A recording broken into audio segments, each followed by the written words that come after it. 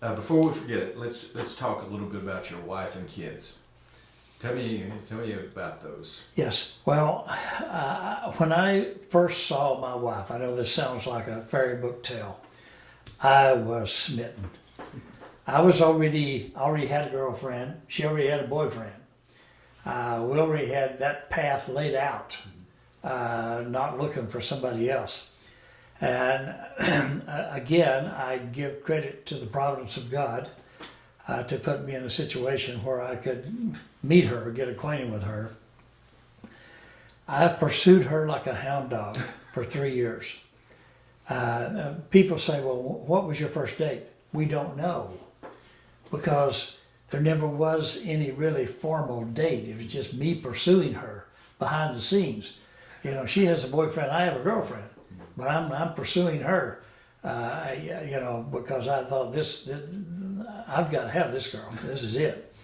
And eventually, to make a long story short, and it is a long story, we did get married in 1971. We have two incredibly gifted daughters, 2 years apart. My oldest daughter, April, just turned 50 last year. She'll turn 51 this year. My youngest is turned 49 this year. Both have always been involved, not at my insistence or encouragement, have always been involved in kingdom ministry. I've just always had a heart for ministry. And my oldest daughter, both went to small private Christian schools. One to what then was called Columbia Bible College, and the other to Shorter Baptist College in Rome, Georgia. So they both went to private Christian schools.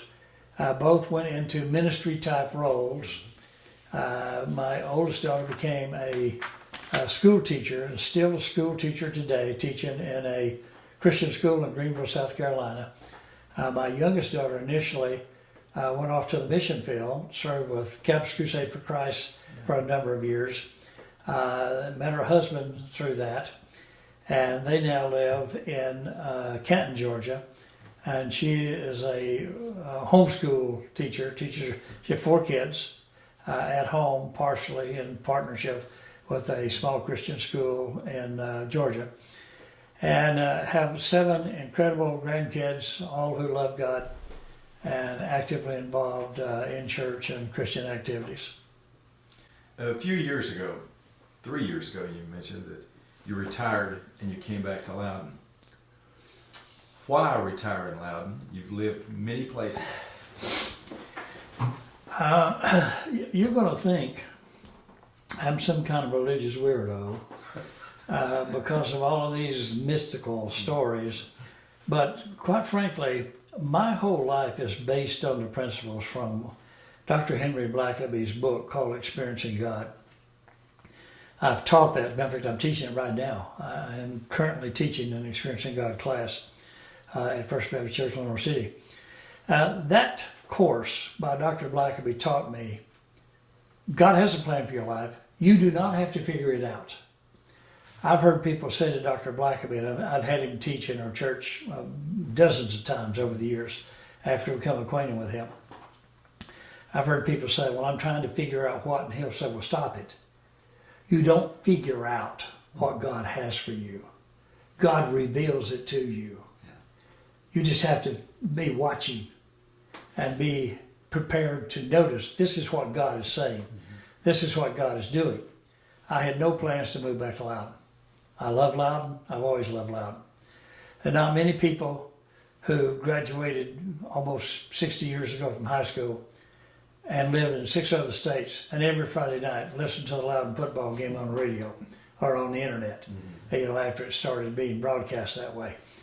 I am a Loudon boy through and through, love this town, love being a part of it, but didn't have the privilege of living here. But I never had a thought of coming back. Yeah. My wife and I had never had a discussion. And I'm sitting in my home in Estero, Florida, just north of Naples, Florida, where we were for 24 years. And I opened my computer one Saturday morning looking at my emails, And I opened this email from the mortgage company. It said, your house is now worth this. Well, I'd gotten that same message every month for years, and I just, close it and go on. Well, I closed it, and just as I closed it to go on, I heard as clearly as you're hearing me speak, it's time to sell your house. And I thought, I'm not even thinking about selling my house. I have no plans to sell my house. So I dismissed it. And then the next day in church, the pastor reads a passage of scripture from Genesis, I think it was 12 or 13. And he said, and Abraham went back to the place where he first started.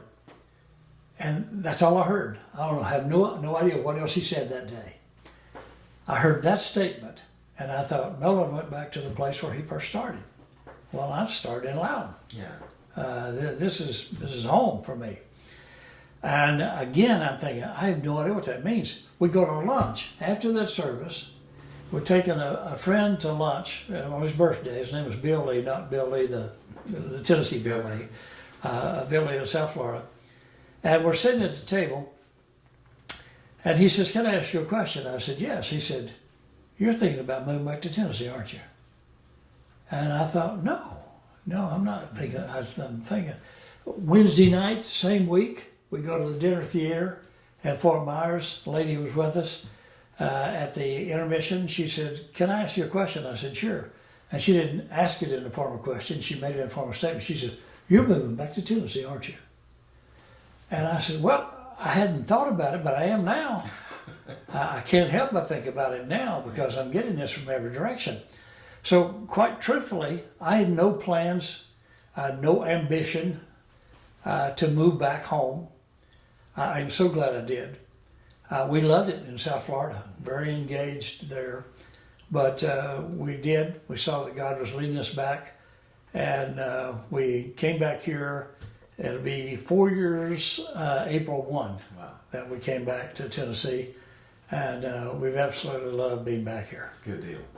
Let's get into your latest passion, it seems, and that is writing books about local history. A few years ago, you wrote On Granny's Front Porch. What served as motivation to write that book? Well, I've always been interested in history. And unfortunately, there was nobody kept records in our family. Mm-hmm. Not even photographs or memories or anything.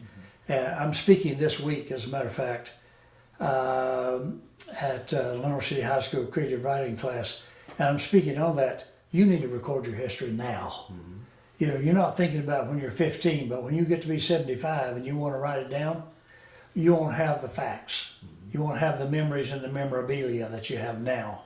So I'm going to encourage, younger people to try to capture that while they're young. I had always been interested in family history, and I started doing a little research on Ancestry.com. And by the way, that was a dead-end street for me. I couldn't get very far. I could spend a lot of money, but I couldn't get a lot of information. I'm not being critical of that website. It's the #1 website for ancestry research that's out there. But I was doing a little bit of that on my own. And there's this thought, well, one of these days I'm going to try to trace, not write my family history, but I'm just trying to trace my family ancestry. Mm-hmm. And then COVID hit. I picked up my calendar one day, and for the next 3 months, everything disappeared. Every responsibility, appointment, every meeting I had, gone because of COVID.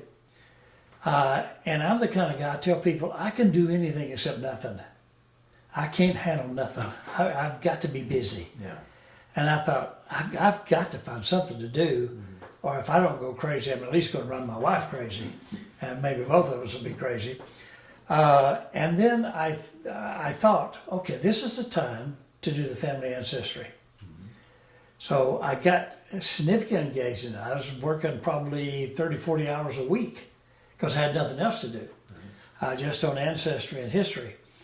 And then I began to write some things down, and in the process of that, I thought, I can write this as a story. And I found somebody to help me who was an expert in tracing ancestry. Traced my ancestors all the way back to 1425 England. That's 600 years ago.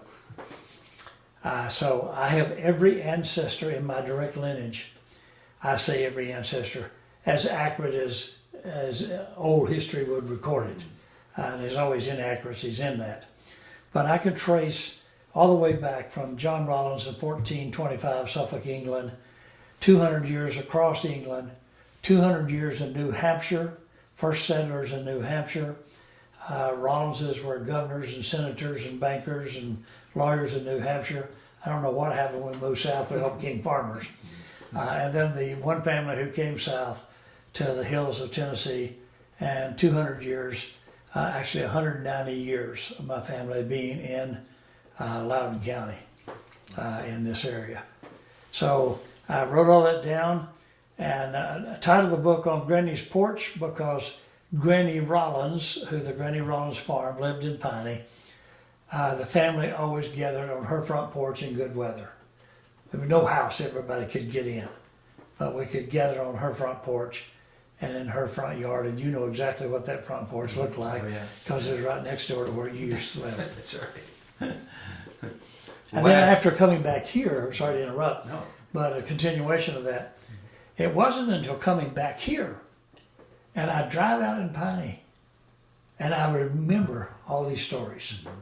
I said, man, I used to raise tobacco right over there in that Nicholson place. I've got a picture of me and my brothers harvesting tobacco right there. And I used to come right here and fish on this creek, and all these memories came back. So I just started writing.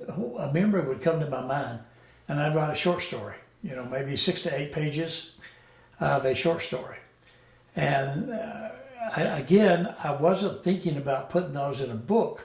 I just thought I'm going to record some of these memories. And after I got 6 or 8 of them, I thought, well, why not a book? Yeah. Why don't I just continue? And I ultimately ended up with 25 short stories, all from 1953 to 1963. The earliest memory was when my great-grandfather died. I was 3.5 years old. I can remember his death. And the latest one was a Stanley Galleon paddling me with his hard paddle as a freshman in high school. And all the stories were in between those years. That's great. I put all those in that book, A Boy from Piney, and I have no marketing plan. I have no publisher. I wrote it. I formatted it. I had it printed from a friend of mine in Atlanta who's a printer. So, everything about that book is, one-man operation. And I printed 500 copies of that, thinking that'll last till I die. And that didn't last 3 months. Wow. And they were, people, especially people who grew up, not only people who were in Piney, but people who grew up in the 1950s and 60s. I've had people my age who grew up in Missouri, in Kentucky, in Arkansas, say that's my story. Wow. That's exactly how I grew up. And it says in the introduction of that book that hopefully this will help you remember the good old days. Sure. Remember experiences from your life and how you grew up. And it's amazing how many people do remember similar stories. And hopefully it will encourage other people to tell their story and to write their stories. So I suppose that has been the most rewarding aspect of writing these books about Piney. The books, period. I don't consider myself an author. I say in the introduction to the Boy from Piney book, I do not consider myself an author. I'm a storyteller. So basically, I'm remembering stories. I'm telling this story and putting it on paper. It's very rewarding to be able to share. And there's not a Sunday goes by that somebody doesn't come up to me at church and say, boy, I'm reading your book, I love your book. Great. Just this Sunday, 2 people came to me and said, I'm reading your book, I love your book, it's a great, great, great book. So Brings back a good place for them. yeah. In closing, I've got a few more questions to bring Okay. up. But let's do this one. I know you've had several honors that have been bestowed on you. But which ones are you most proud of? Well, The thing, well, without question, the thing I'm most proud of are my kids and grandkids. My kids and grandkids, they're smart kids, love the Lord. That would be my greatest honor in life, no question about that. I've been blessed to be engaged in a lot of different places, a lot of different activities. Just like I have the blessing here now of trying to have the city of Loudon start a foundation for the community, and ultimately, hopefully, leading to the establishment of a museum that hopefully you and other historians will be involved in here in the city of Loudon. I am drawn to needs when I see a need. God has blessed me with, and I don't say it braggadociously, but with leadership ability to make things happen, to organize, get the people together, develop a plan, and push it, through to completion. And so, I consider my greatest accomplishment seeing various needs and making those things become reality. One of my mentors from many years ago, Warren Bennis, who is a very successful American businessman, defines leadership as the ability to make vision become reality. And I try to do that. Yeah. I see something that needs to happen. Let's make that become real. Let's make that happen. So that would probably be my greatest accomplishment. I was surprised and honored in the city where I moved from to here, a city of about 40,000, as being recognized as Person of the Year a few years ago. That was a great honor. The University of Tennessee Vice Chancellor Lee Pattier and Athletic Director Philip Former at that time honored me as an accomplished UT alumni, and I think it was in 2019.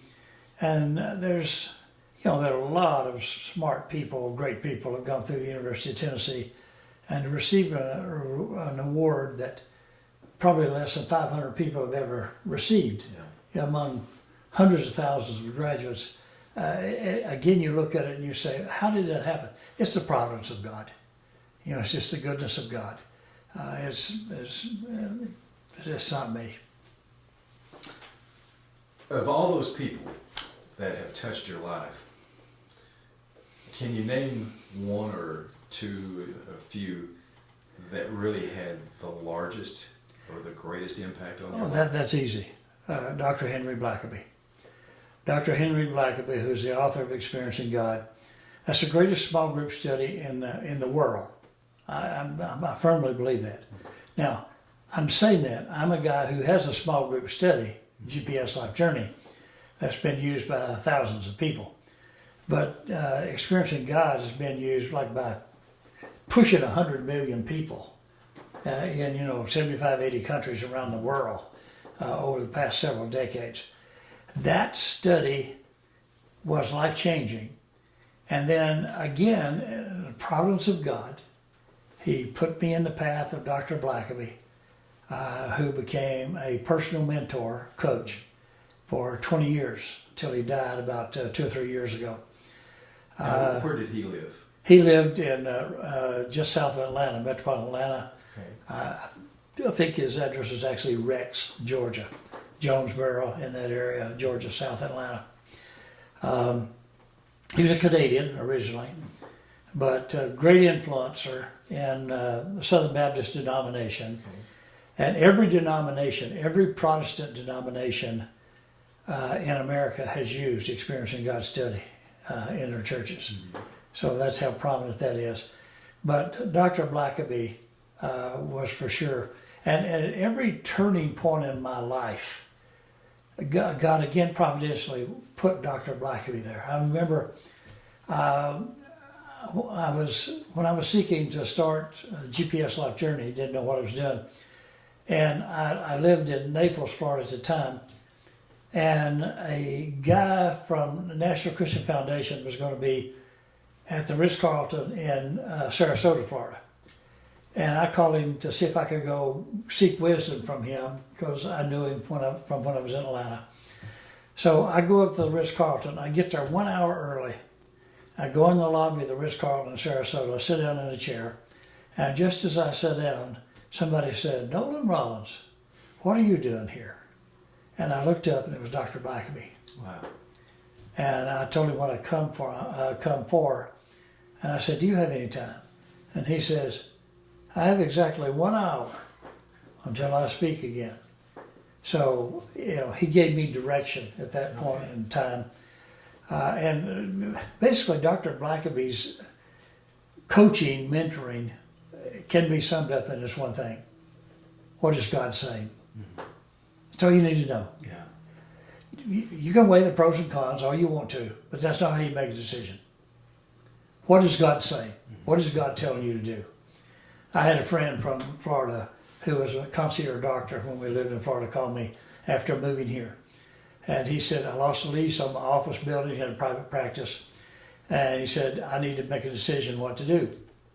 And he told me all the places he checked out, the pros and cons, the costs, and everything. He talked for about 30 minutes. And when he finished, he said, "Well, what do you think I should do?" And I said, his name was Doug. I said, "Doug, what has God said to you?" He said, "Well, I don't know. I haven't asked him." I said, "That's all you need to know. Yeah. That's all you need to know. Just spend your time not researching buildings. Spend your time asking God, what is his plan for the next stage of your life?" And he did, and he got direction. And that's basically the message of Dr. Blackaby. Okay. Just listen to God. Yeah. Do what God tells you, no matter what it costs. Just do what God tells you. Everyone leaves a legacy. When you leave this earth, what do you want your legacy to be? Well, it's interesting you use the word legacy. Legacy has been one of my favorite words for the past 20 years. One of the churches I started in Florida was called Legacy Baptist Church. I started a leadership training organization when I was in Florida called Legacy Leadership. And in giving leadership to starting a foundation here in Loudon, guess what the name of the foundation is? Legacy, Loudon Legacy Foundation. So I am big on legacy. We're all here not to accumulate, not to get awards and honors and accolades. We're here to make a difference. And your legacy, your real legacy is not how much money you leave behind. If that's the test of legacy, I'm not going to be very successful. Your real legacy is how have you impacted the lives of others? Yeah. What difference have you made in the lives of others? And I run into people all the time. Just recently, after moving back here, I was at the funeral home, Clark's funeral home. Somebody walked up to me and said, "Do you remember me?" And I said, "I'm sorry, I don't." And he said, "My name is so-and-so. And when I was 6 years old, you picked me up on a bus from Bucktown and took me to church." And he said, "That changed my life." He says, "I will never forget you." That's legacy. Legacy is, what difference do you make in the lives of others? Yeah. And I hope and pray and believe that I really have made a difference in the lives of a lot of people. I think you have. And thank you so much for spending time with us. Oh, it's my pleasure. This has been it's been a blessing. Well, it's so easy to talk about your favorite subject. You. Yeah. All right. Thanks so much, Nolen. All right. God bless.